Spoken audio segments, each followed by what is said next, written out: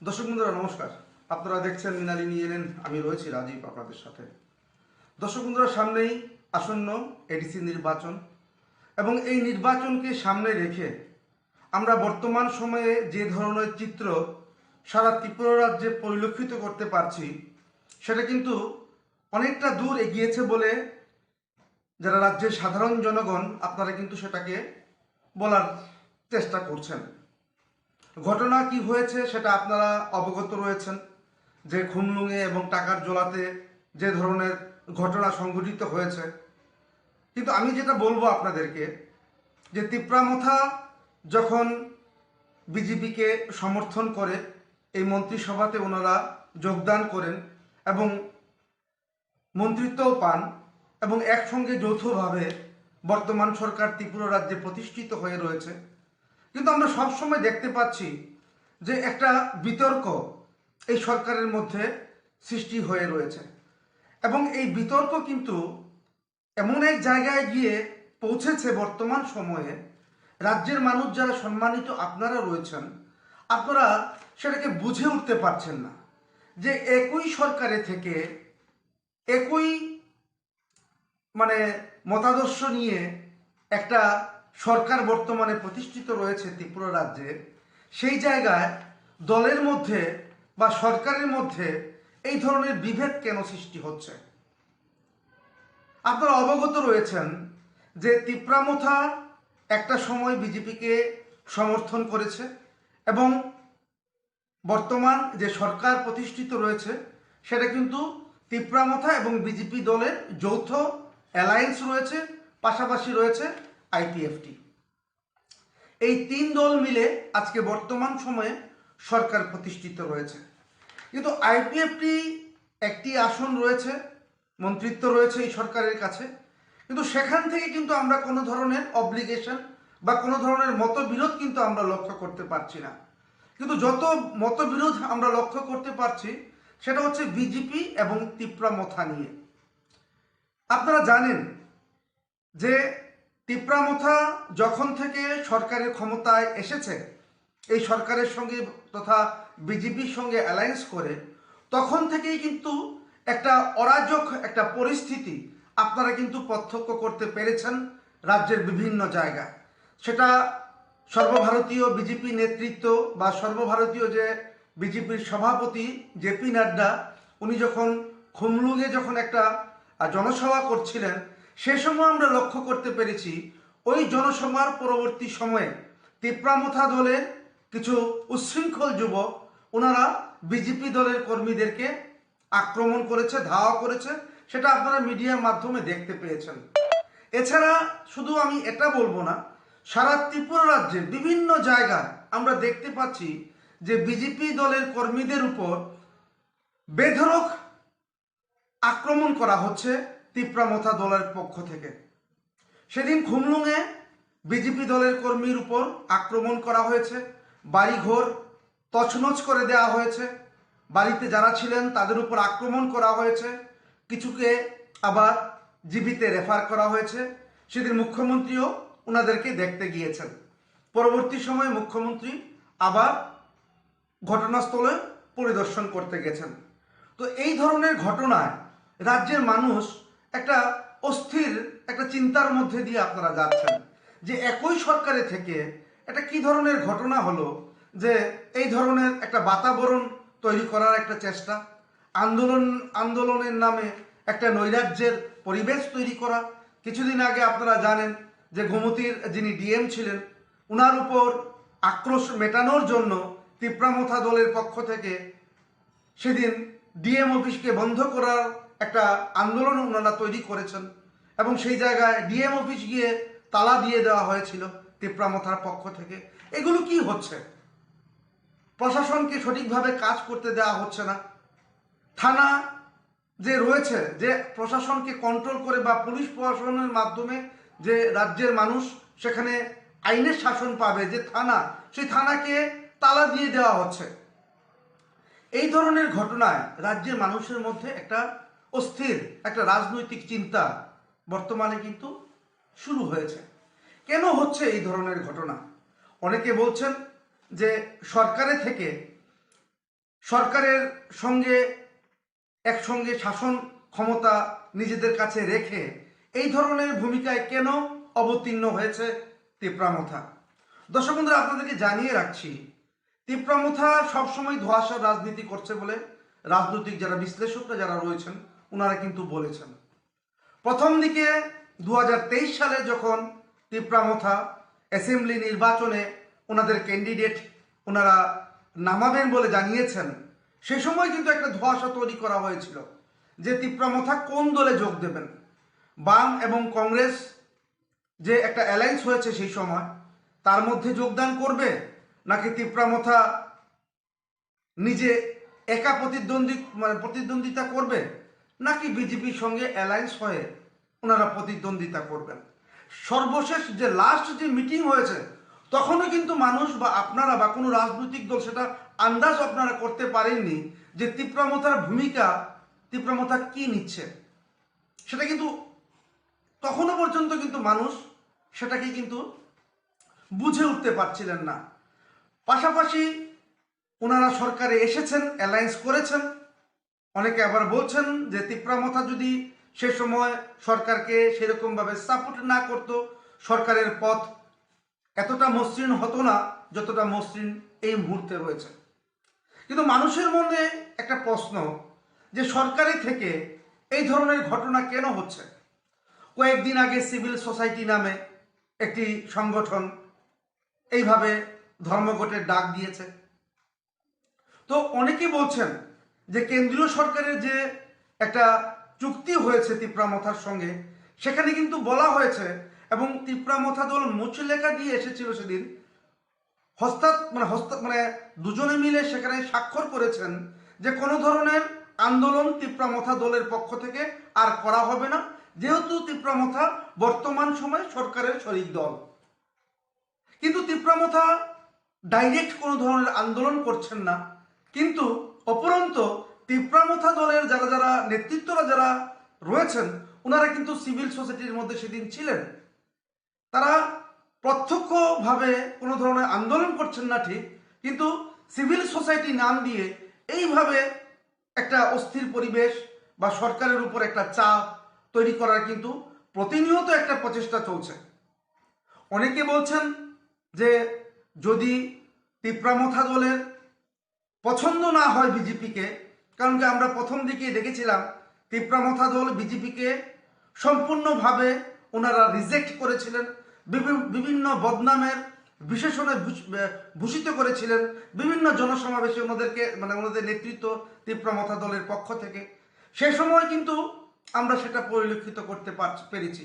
কিন্তু এখনও আমরা দেখছি যে তিপ্রামথা দল ওনারা কি চাইছেন, ওনারা কি করবেন, সেটা কিন্তু রাজ্যের মানুষ এখনো বুঝে উঠতে পারছেন না। অনেকে বলছেন যে তিপ্রামথা দল বর্তমান যিনি মুখ্যমন্ত্রী রয়েছেন ওনাকে তটস্থ রাখছেন কোনো এক অজানা কারণে। কিন্তু আজকে আমি দেখলাম তিপ্রামথা দলের যিনি সুপ্রিমো রয়েছেন প্রদ্যুৎ কিশোর দেববর্মন, উনি বলেছেন যে আমার মুখ্যমন্ত্রীর সঙ্গে এখন প্রায়শই কথা হবে, আমরা এটাকে বরদাস্ত করি না। কিন্তু ঘটনা হচ্ছে ওনারা একদিকে বলছেন বরদাস্ত করেন না, পাশাপাশি দেখা যাচ্ছে বিজেপির পার্টি অফিসগুলোকে পুড়িয়ে দেওয়া হচ্ছে, বিজেপি কর্মীদেরকে মারধর করা হচ্ছে, বিজেপি যারা কর্মীরা যারা রয়েছেন ওনাদেরকে মিছিল মিটিং করতে দেবেন না বলে সাফ জানিয়ে দিয়েছেন। তিপ্রামথা দলের ক্যান্ডিডেট বা তিপ্রামথা দলের যারা উপরের লেভেলের নেতৃত্বরা যারা রয়েছেন ওনারা তো মাইকিং করে বলেই দিয়েছেন কোনো জাতীয় দল হোক কোনো দলই হোক পাহাড়ে ওনাদেরকে ভিড়তে দেবেন না। তাহলে রাজনীতি বা গণতন্ত্র পাহাড়ে কি থাকবে না? এখন একতন্ত্র কি বিরাজ করার চেষ্টা করছে তিপ্রামথা দল?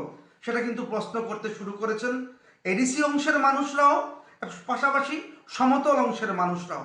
অনেকে বলছেন যে তিপ্রামথা দল রাজ্যের মধ্যে একটা উস্কানির একটা বাতাবরণ তৈরি করছে, যার কারণে আমাদের ত্রিপুরা রাজ্যে আগামী যে দিনগুলো আসবে সেখানে একটা ভয়াবহ একটা পরিস্থিতির একটা আকার ধারণ করতে পারে তিপ্রামথার এই ধরনের কিছু কিছু নেতৃত্বের এই ধরনের ভূমিকার ফলে।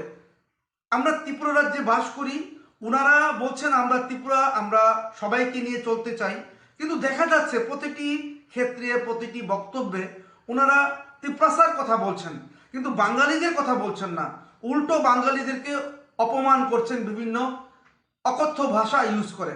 আপনারা ফেসবুকে দেখবেন তেপরামথা দলের কিছু কিছু নেতৃত্ব বা কিছু কিছু কার্যকর্তা যেভাবে বাঙালিদের উপর আক্রোশমূলক মনোভাব পোষণ করছেন এই মুহূর্তে, সেটা কিন্তু কোনো মতেই ভালো বার্তা বহন করছে না বলে সচেতন মানুষের কিন্তু একটা মানে চিন্তা ভাবনা কিন্তু ওনারা করছেন। এটা কিন্তু কখনোই একটা ভালো বার্তা বহন করছে না। পাশাপাশি আজকে প্রদ্যুৎ কিশোর দেববর্মন বলেছেন যে তিপ্রামথার সঙ্গে বিজেপির এই সম্পর্ককে খাটো করে দেখার জন্য বা সম্পর্ক নষ্ট করার জন্য একটা কায়েমি স্বার্থ কাজ করছে। এবং উনি একজন মন্ত্রীর নাম বলেননি, ইন্ডিয়ারে কার কথা বলেছেন সেটা আমরা সবাই জানি। তো এইভাবে পরিবেশকে ঘোলা করে সেখান থেকে রাজনৈতিক ফায়দা তুলে নিজেদের স্বার্থ সিদ্ধি হতে পারে, কিন্তু এডিসি অংশের মানুষদের কতটুকু স্বার্থ সিদ্ধি হবে। কিন্তু মুখ্যমন্ত্রীও সেদিন দেখলাম, মুখ্যমন্ত্রী বারবার বলছেন এই ধরনের ঘটনাকে উনি কখনোই প্রশ্রয় দেবেন না, উনি আইনগত ব্যবস্থা নেবেন। কিন্তু কোথায় হচ্ছে এই ধরনের মানে সলিউশন? উল্টো দেখা যাচ্ছে তিপ্রামথা দলের যিনি মন্ত্রী রয়েছেন, বনমন্ত্রী অনিমেষ দেববর্মা, ওনার কথাতে স্পষ্ট বোঝা যাচ্ছে যে মুখ্যমন্ত্রী সেই জায়গায় ব্যর্থ হয়েছেন যে আমাদেরকে স্বরাষ্ট্রমন্ত্রী বা স্বরাষ্ট্র দপ্তর দায়িত্ব দেওয়া হোক, আমরা 3 মাসের মধ্যে আমরা ত্রিপুরা রাজ্যকে শান্ত করব, আইনের শাসন প্রতিষ্ঠা করব। ওনার কথা থেকে বোঝা যায় যে ত্রিপুরা রাজ্যে বর্তমান সময়ে যিনি সম্মানিত মুখ্যমন্ত্রী রয়েছেন প্রফেসর ডক্টর মানিক সাহা, ওনাকে কোনো না কোনোভাবে উনি ইঙ্গিত করেছেন যে উনি ব্যর্থ। কিন্তু রাজ্যের মানুষ প্রশ্ন করছেন আপনার এলাকায় যখন ঘটনাগুলো ঘটে তখন আপনি কোথায় থাকেন? আপনি এমন কিছু ল্যাঙ্গুয়েজ ইউজ করেন সেগুলো মানুষ সেইভাবে গ্রহণ করতে পারে না। বিশেষ করে বাঙালি অংশের মানুষরা এই সকল বক্তব্যকে কখনোই সেইভাবে গ্রহণ করতে পারে না। বাঙালিরা কিন্তু আমরা দেখছি সোশ্যাল মিডিয়াতে প্রচণ্ডভাবে সংযত হয়ে ওনারা কথা বলেন, কাউকে সেইভাবে অপমান করে কথা বলেন না। কিন্তু তিপ্রামথা দলের কিছু কিছু কার্যকর্তা কর্মী ওনারা ফেসবুকে বা সোশ্যাল মিডিয়াতে এসে যে ধরনের ভাষা ওনারা কথা বলেন বাঙালিদের উদ্দেশ্যে, সেটা সত্যিই দুঃখজনক। কারণ কি আমরা ত্রিপুরা রাজ্যে একসঙ্গে বাস করি, বিভিন্ন ধর্মের লোক, বিভিন্ন ভাষাভাষীর লোক আমরা ত্রিপুরা রাজ্যে এতদিন ধরে বাস করে আসছি। তো সেই জায়গায় এই ধরনের ঘটনা অবশ্যই ত্রিপুরা রাজ্যকে একটা চিন্তার মধ্যে ফেলে দেবে। কারণ কি বর্তমান সময়ে আমরা দেখতে পাচ্ছি যে বিজেপি দল ওনাদের যে সংগঠন রয়েছে পাহাড়ে, একটা সময় তো কিছুই ছিল না, এখন মোটামুটিভাবে পাহাড়ে কিন্তু বিজেপি সংগঠন শক্ত করার চেষ্টা করছে। অনেকে বলছেন বিজেপি এবার সংগঠন শক্ত করার যে তৈরি করছে সেটাকে তিপ্রামথা কখনোই মানে কোনো মতেই সেটাকে ভালোভাবে নিতে পারছে না। বিজেপিকে পাহাড়ে ঢুকতে দেওয়া হবে না।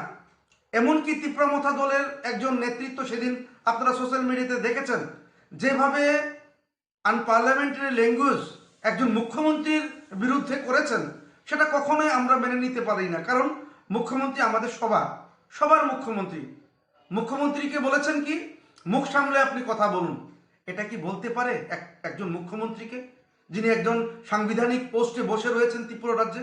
ওনাকে বলছেন নেতৃত্ব যে আপনি মুখ সামলে কথা বলুন। একবার চিন্তা করুন তারা কোথায় গেছে, তাদের ভাষা, তাদের কার্যকর্ম তাদের কোথায় যাচ্ছে, এই ধরনের আস্পর্ধা ওনারা কোত্থেকে পাচ্ছেন সেটা কিন্তু প্রশ্ন। কারণ কি জনজাতি অংশের মানুষরা সবাই কিন্তু সব চান না।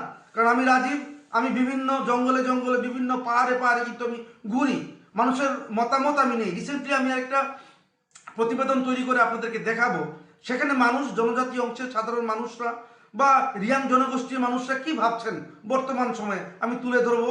1 ঘন্টার একটা ডকুমেন্টারি আমি করেছি, সেটা কিছুদিনের মধ্যেই আমি আপনাদের উদ্দেশ্যে আমি তুলে ধরবো। সেখানে মানুষদের বক্তব্য কি রয়েছে এই মুহূর্তে সেটা আমি তুলে ধরবো।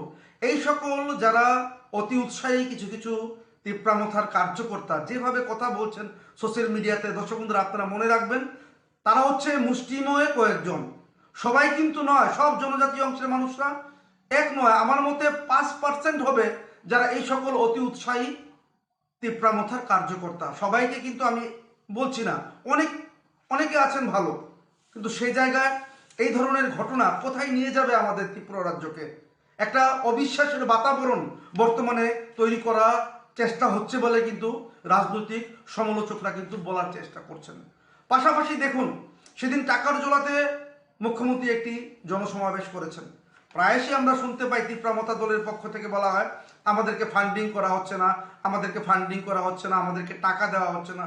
কিন্তু মুখ্যমন্ত্রী কিন্তু জনসমাবেশে সবার সামনে বলেছেন, সবার সামনে উনি বলেছেন যে আমরা গত 2024-25 সালে 17,000 কোটি টাকার মধ্যে যে বাজেট হয়েছে সারা ত্রিপুরা রাজ্যে, সেটা ছিল 17,000 কোটি টাকা। সেই 17,000 কোটি টাকার মধ্যে 6,645 কোটি টাকা আমরা এডিসিকে দিয়েছি।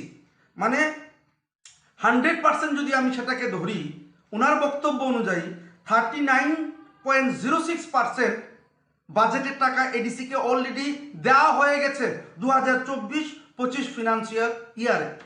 তারপর উনি কি বলেছেন, রাজ্যের মাননীয় মুখ্যমন্ত্রী উনি টাকার জোলাতে জনসমাবেশে বলেছেন যে 2025-26 সালে আমরা 30 কোটি থেকে 32 কোটি টাকার বাজেট হাতে নিয়েছি। আমরা ঠিক করেছি এই ফিনান্সিয়াল ইয়ারে আমরা 40% উপরেরও বেশি টাকা আমরা এডিসিকে প্রদান করব। এখন প্রশ্ন হচ্ছে, সাধারণ মানুষ তাহলে এডিসিতে কেন বঞ্চিত? আপনারা এডিসিতে যান, না রাস্তাঘাট আছে, না জলের কোনো প্রবিধান আছে, না ভালো একটা অঙ্গনওয়াড়ি কেন্দ্র রয়েছে, না বিদ্যালয় রয়েছে। আমি সবটা প্রতিবেদন এই কিছুদিনের মধ্যে আপনাদেরকে শুধু একটা জায়গা আমি আপনাদেরকে তুলে ধরবো, সেটা দেখে আপনারা বুঝতে পারবেন যে ত্রিপুরা রাজ্যে এডিসির যে বেহাল অবস্থা সেটা কোন পর্যায়ে গিয়ে পৌঁছেছে। মুখ্যমন্ত্রী বলছেন যে এডিসিতে দেওয়া হচ্ছে 39.06% টাকা এবং এই ফিনান্সিয়াল ইয়ারে দেওয়া হবে 40% টাকা, মানে 40% বাজেটের। তো এই টাকাগুলো কোথায় যাচ্ছে? আর এদিক দিয়ে তীব্রামথা প্রায় সময় বলছে যে সরকার বা বিজেপি টাকা দিচ্ছে না। তাহলে এই টাকাগুলো কোথায় যাচ্ছে? আপনারা জানেন যে এডিসির মধ্যে যারা পেনশন যারা ইতিমধ্যে পেয়েছেন প্রায় 350 জনেরও বেশি সরকারি কর্মচারী, এখনও ওনারা পেনশন পাচ্ছেন না। ওনাদেরকে বলা হয়েছে যে সরকার টাকা দিচ্ছে না, তাই আপনারা টাকা পাচ্ছেন না। 350 জনের সংসার কিভাবে চলে? আজ 8 থেকে 1 বছর প্রায় হতে চলেছে, ওনারা 1 টাকা পাচ্ছেন না। তো 1 বছর বা 10 মাস যদি কোনো সরকারি কর্মচারী টাকা না পায়, তাহলে তার সংসার কিভাবে চলে? কিন্তু এডিসির সরকার বলছে যে আমরা টাকা পাচ্ছি না।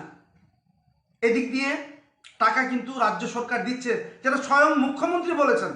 একজন মুখ্যমন্ত্রীর বক্তব্য কিন্তু আমাদের মতন আমরা যেরকম বলে ফেললাম সেরকম নয়। ওনার বক্তব্য হচ্ছে সংবিধানে বসে, সংবিধানের একটি পোস্ট অবলম্বন করে যে কথাগুলো বলছেন সেগুলো কিন্তু একদম সঠিক কথা। তো সেগুলোর মধ্যে আর সন্দেহ তৈরি হবে বলে মানুষ কিন্তু মনে করছেন না। তাহলে এসব টাকা কোথায় যাচ্ছে? আপনারা এসব টাকা দিয়ে কি করছেন? রাজ্যের মানুষ বা এডিসি অংশের মানুষরা কিন্তু জানতে চাইছেন। আজ এডিসি এলাকার যারা যুব সমাজ বা যুব সম্প্রদায়, তারা কিন্তু আজকে দিশেহারা। এডিসি অংশের যুব সমাজ আজকে জানতে চাইছেন, নিয়োগ প্রক্রিয়া শুরু হয় কিন্তু নিয়োগ প্রক্রিয়া শেষ হয় না। কেন এমন হচ্ছে? নিয়োগ প্রক্রিয়া আপনারা তৈরি করছেন, ইন্টারভিউ দেওয়া হচ্ছে, কিন্তু নিয়োগ প্রক্রিয়া কিন্তু শেষ হচ্ছে না। পানীয় জলের অবস্থা কি বলবো আপনাদেরকে দর্শক বন্ধুরা, আপনারা দেখবেন সাবমার্সিবল বসানো হয়েছে, মানুষ 500 থেকে 1000 ফুট নিচে থেকে এখনো জনজাতি অংশের মহিলারা ওনারা জল তুলে এনে ওনারা খাচ্ছেন। আমি সেই প্রতিবেদন যখন করেছি, আমি বলেছি আমার পিটিসিতে যে 11 বছর আগে আমি ওই অঞ্চলে গেছিলাম। ওই 11 বছর আগে সেখানে কি ধরনের পরিবর্তন, কি ধরনের অবস্থা ছিল, আজকে আমি 11 বছর পর আবার সেই জায়গায় যাচ্ছি, সেখানে জনজাতিদের অবস্থা কীরকম সেটা দেখার জন্য আপনারা দেখলে অবাক হবেন। এখনও জনজাতি রমণীরা কষ্ট করে এই 500-1000 ফুট নিচ থেকে ওনারা কলসি কাঁধে নিয়ে জল এনে খাচ্ছেন। সাবমার্সিবল বসানো হয়েছে, আপনারা দেখবেন সেই সাবমার্সিবল নামমাত্র সাবমার্সিবল, কোনো ধরনের জল সেই সাবমার্সিবল দিয়ে উঠছে না। রাস্তাঘাটের কথা বলে তো আর লাভ নেই, বিদ্যালয়ের কথা তো বললাম। আমরা 12টায় গেলাম, গিয়ে দেখি বিদ্যালয় তালা। যেখানে খোলার কথা ছিল সকাল 8টা না 9টা থেকে খোলার কথা এবং সেটা চলবে 12টা বা 1টা পর্যন্ত, আমরা 11:30টায় গিয়ে দেখি বিদ্যালয় বন্ধ, কেউ নেই, তালা তালা ঝুলানো।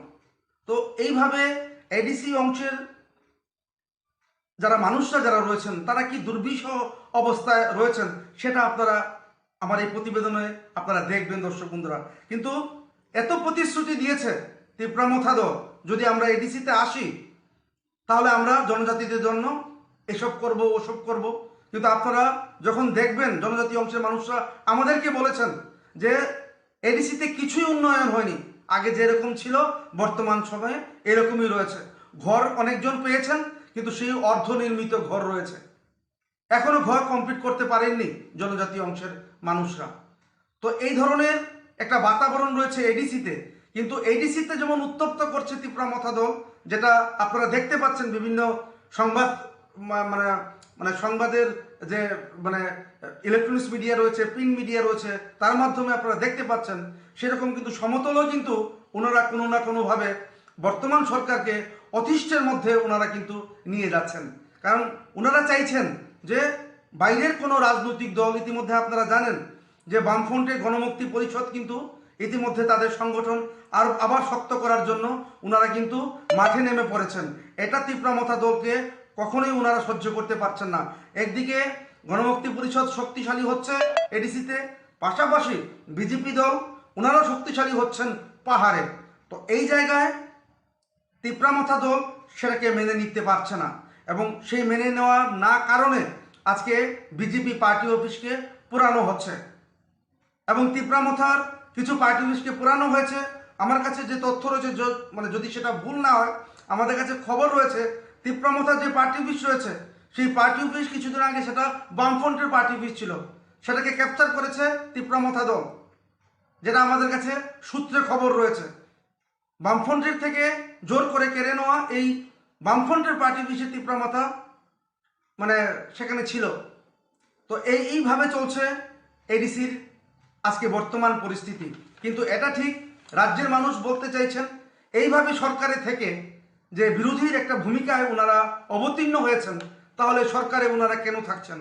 ওনার একজন বোন রয়েছেন কীর্তি সিং দেববর্মা, প্রদ্যুৎ কিশোর দেববর্মনের, কারণ প্রদ্যুৎ কিশোর দেববর্মন হচ্ছেন তিপ্রামথার সুপ্রিমো।